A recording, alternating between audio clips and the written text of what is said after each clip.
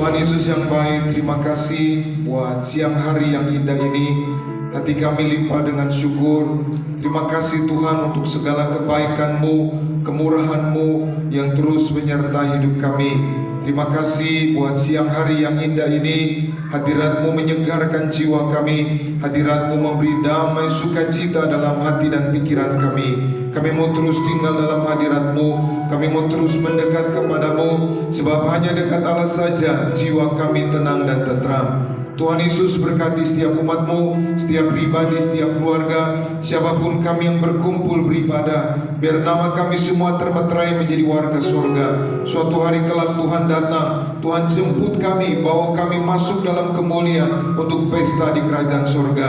Kami berdoa Tuhan, tidak ada satupun di antara kami yang tertinggal. Biar kami terus berjaga-jaga menyongsong kedatangan-Mu yang kedua kali. Sembuhkan yang sakit, kuatkan yang lemah, bebaskan yang terikat, lakukan perkara-perkara yang ajaib bagi setiap kami. Berfirmanlah ya Tuhan, berbicaralah bagi setiap kami, tuntun hidup kami, biar hidup kami lebih baik, lebih berkenan di hadapan Tuhan. Langit dan bumi akan berlalu, firman Tuhan kekal untuk selamanya. Di dalam nama Tuhan Yesus kami sambut firman-Mu. Haleluya. Semua ini berkati. Siap dengan firman Tuhan. Sama-sama kita katakan amin. Kita berikan tepuk tangan yang mulia buat Tuhan Yesus. Silakan duduk. Selamat siang. Salam. Apa kabar? Puji Tuhan. Doa saya kita semua selalu sehat, selalu diberkati Tuhan, dan selalu dalam lindungan Tuhan. Baik, kita buka Alkitab kita bersama di dalam kitab 2 Samuel 5 ayat 17 sampai 25. Kita akan baca sama-sama kurang lebih 8 ayat. 2 Samuel 5 17 sampai 25. Ayo sama-sama kita baca 2 3 ya. Ketika didengar orang Filistin bahwa Daud telah diurapi menjadi raja atas Israel, maka majulah semua orang Filistin untuk menangkap Daud. Tetapi Daud mendengar hal itu, lalu ia pergi ke kubu pertahanan. 18-19. Ketika orang Filistin itu datang dan memencar di lembah Refaim, bertanyalah Daud kepada Tuhan, apakah aku harus maju melawan orang Filistin itu? Akan kau serahkankah mereka ke dalam tanganku? Tuhan menjawab Daud, majulah, sebab aku pasti akan menyerahkan orang Filistin itu ke dalam tanganmu. 20. Lalu datanglah Daud di Baal-Perasim dan memukul mereka kalah di sana. Berkatalah ia, Tuhan telah menerobos musuhku di depanku seperti air menerobos.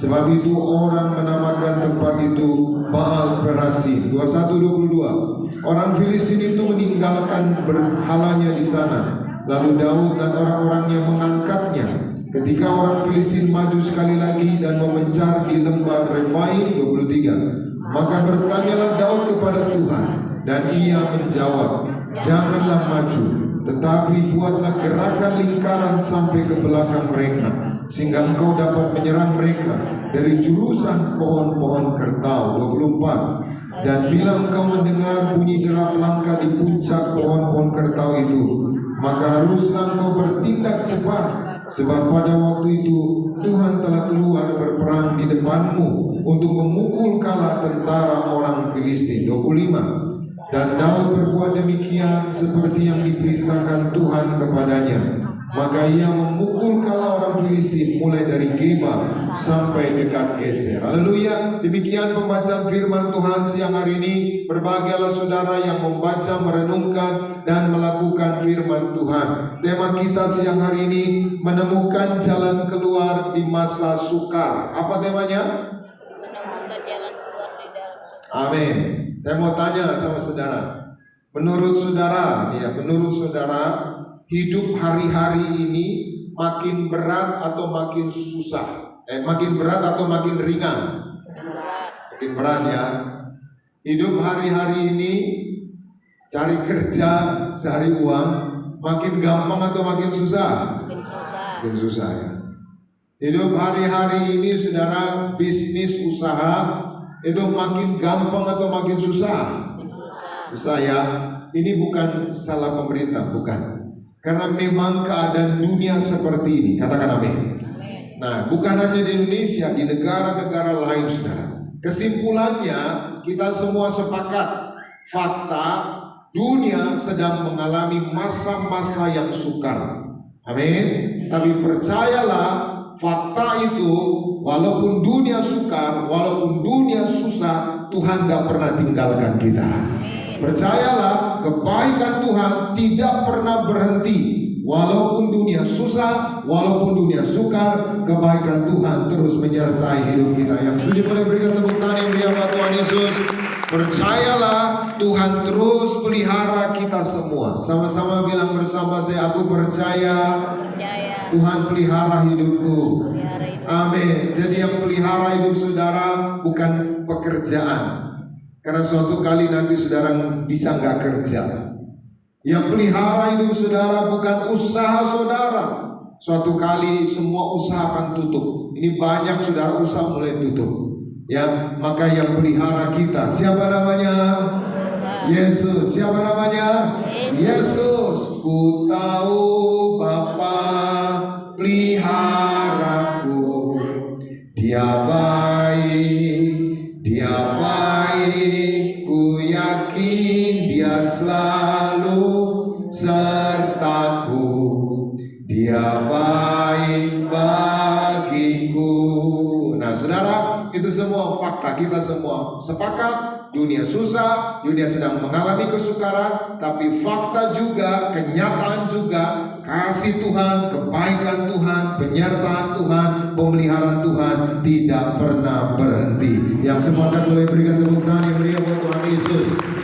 Lalu hidup sukar ini atau masa sukar ini mengingatkan kita apa? Yang pertama, masa sukar mengingatkan kita bahwa firman Tuhan sedang digenapi. Alkitab berkata akan ada masa-masa sukar. Jadi kalau hari ini kita sedang hidup di masa sukar, berarti firman Tuhan itu nggak salah. Firman Tuhan itu sedang digenapi. Wahyu pasal 6 ayat 6 berkata, secumpak gandum sedinar, 3 cumpak jelai sinar. Saudara, sedinar itu upah kerja 1 hari. Jadi orang kerja 1 harian cuma bisa beli makan secumpak. Secumpak itu sekali makan. Manusia makan sehari berapa? 3 kali. Artinya apa? Akan ada krisis, akan ada resesi. Tapi janji Tuhan yang ada minyak dan anggur tidak akan dirusakkan, tidak akan resesi, dipelihara sempurna. Yang setuju berikan tepuk tangan yang meriah buat Tuhan Yesus. Tadi tadi pagi seorang bapak cerita, dia rajin ibadah, saudara. Bahkan 1 hari minggu bisa 7 kali, saudara. Ini saya bukan bilang saudara harus ibadah 7 kali, enggak saudara. Tapi dia imannya seperti itu. Hasilnya apa saudara? Dia punya usaha, saudara, udah dapat 25 proyek bulan Mei, saudara. Bulan Juni udah dapat proyek. Orang nyari 1 aja pontang panting. Dia 25 proyek. Tadi ibadah lagi, saudara, dikasih lagi proyek. Maka hari ini jangan takut. Hidup kita di tangan Tuhan. Rezeki kita Tuhan yang atur.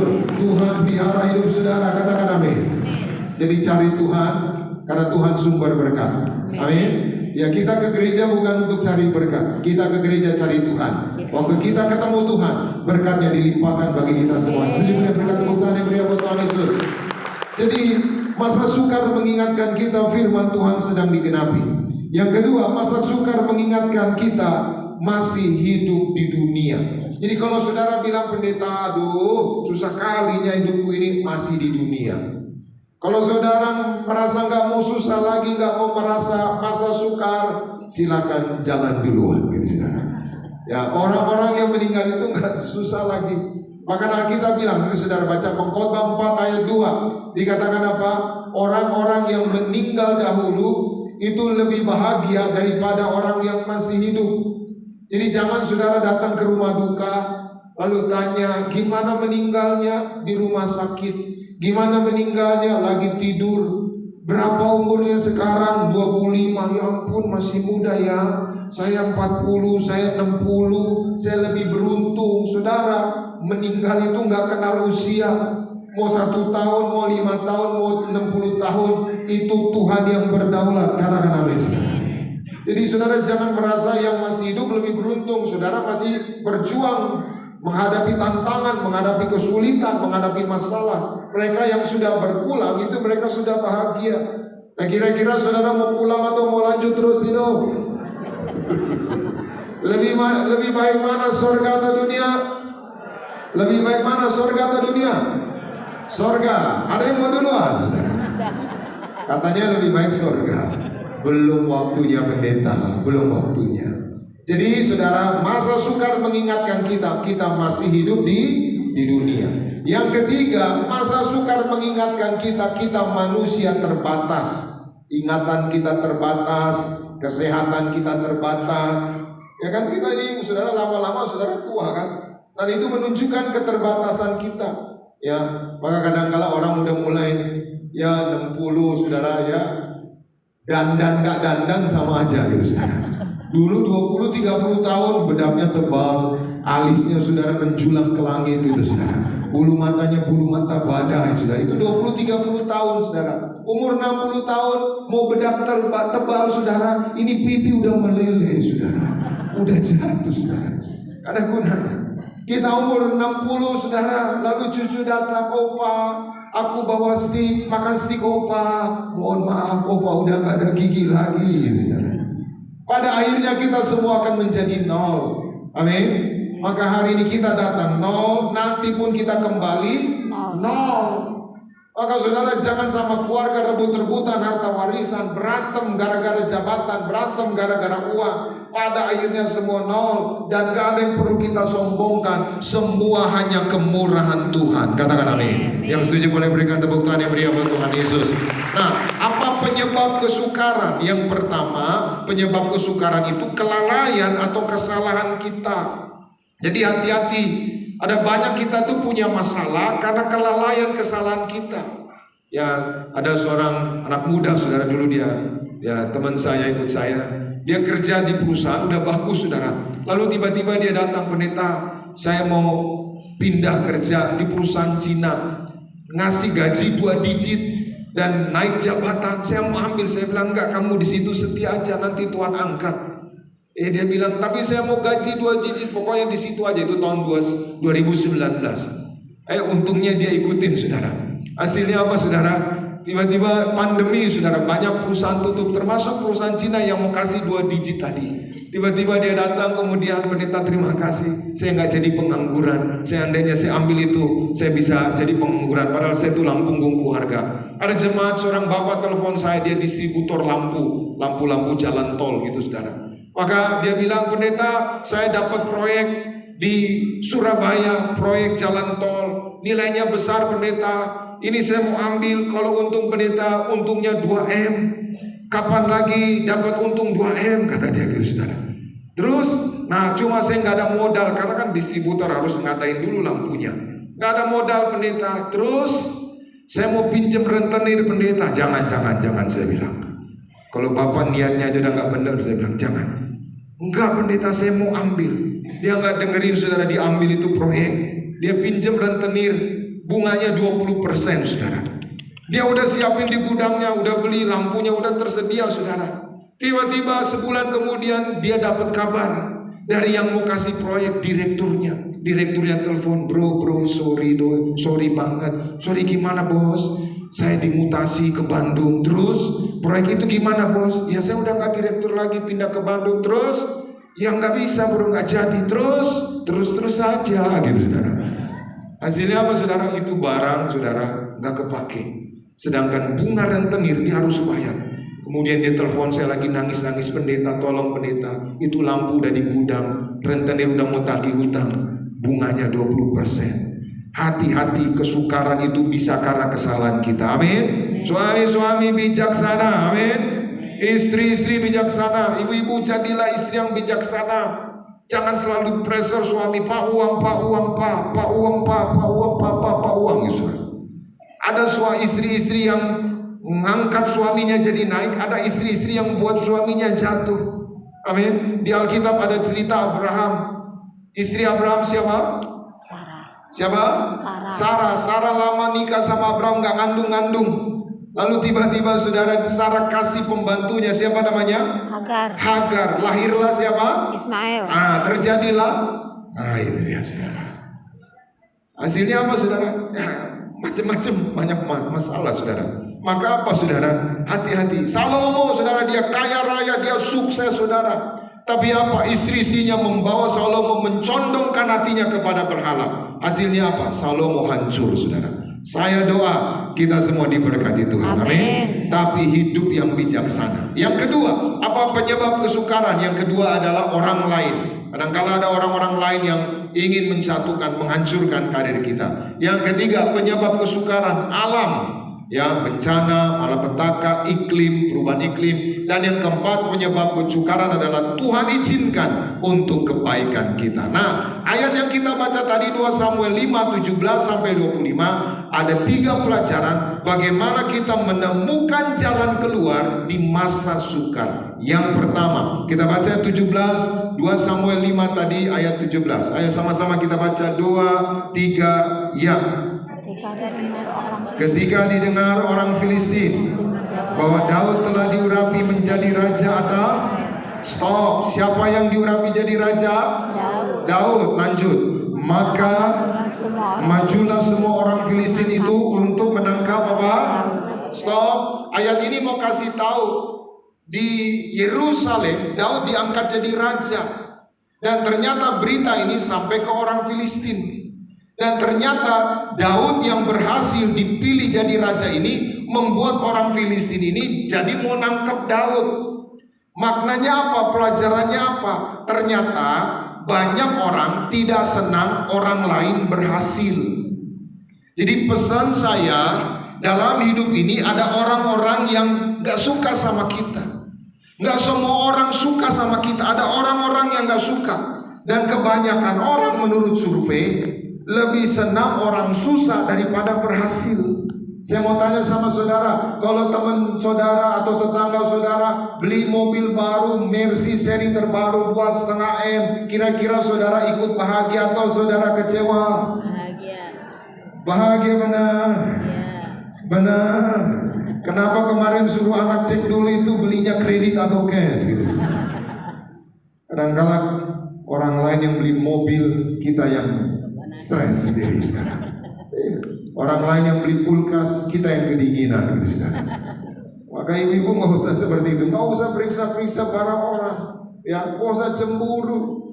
Ya, kadang-kala kalau kita ini laki-laki ya, laki-laki itu selalu, ya mohon maaf ya, laki-laki yang melihat wanita. Nah, kalau ke gereja ya, udah dulu kita nih udah duduk lagi dengar khotbah, tiba-tiba ada wanita terlambat datang saudara, lalu pakaiannya crop saudara, yang perutnya kelihatan gitu saudara, lalu roknya setinggi langit dari bumi gitu saudara.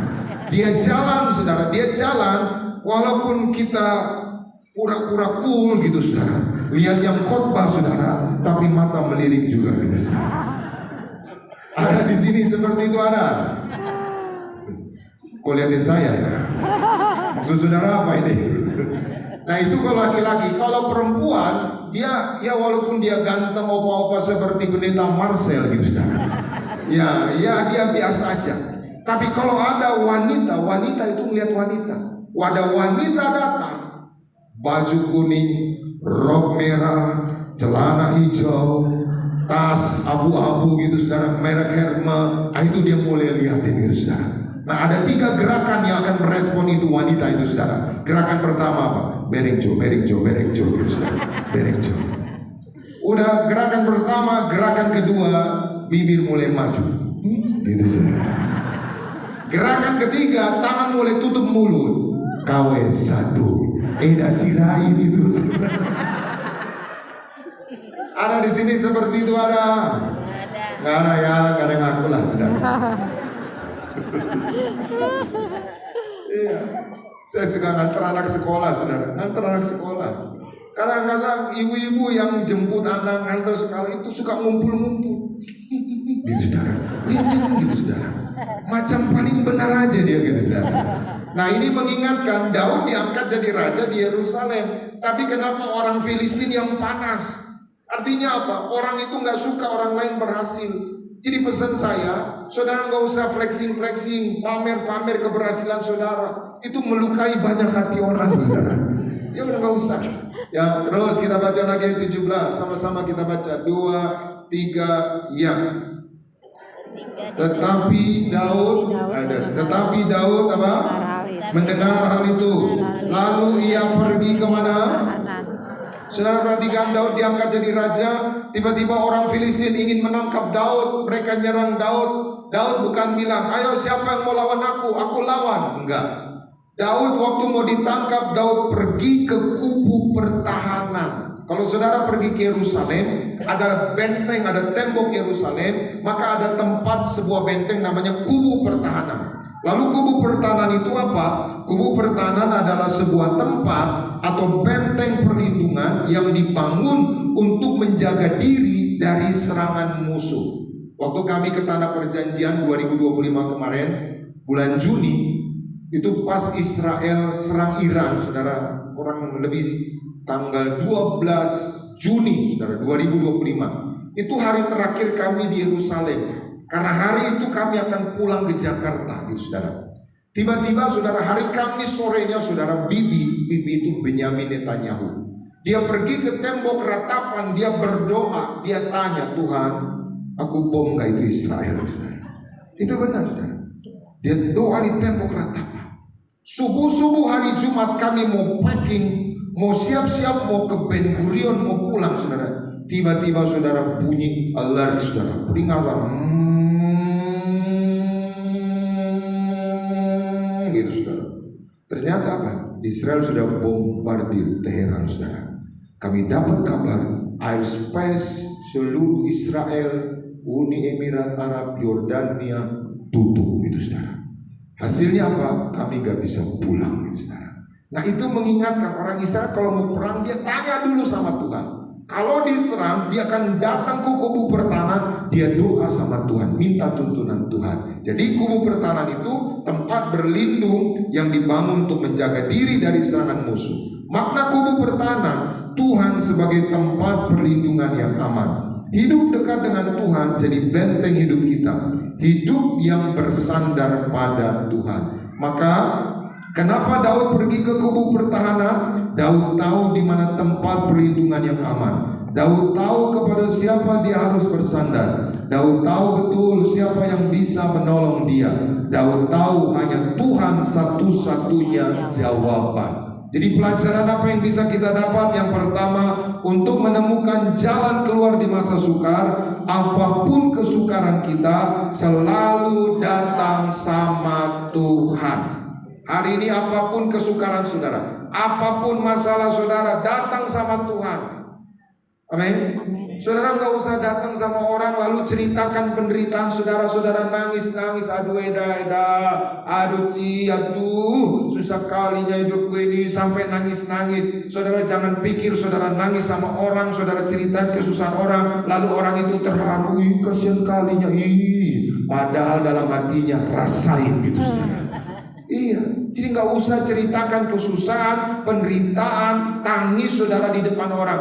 Cerita sama Tuhan, karena Tuhan pasti tolong saudara. Tuhan pasti pulihkan hidup saudara. Tuhan pasti berikan kekuatan, katakan amin. Amin.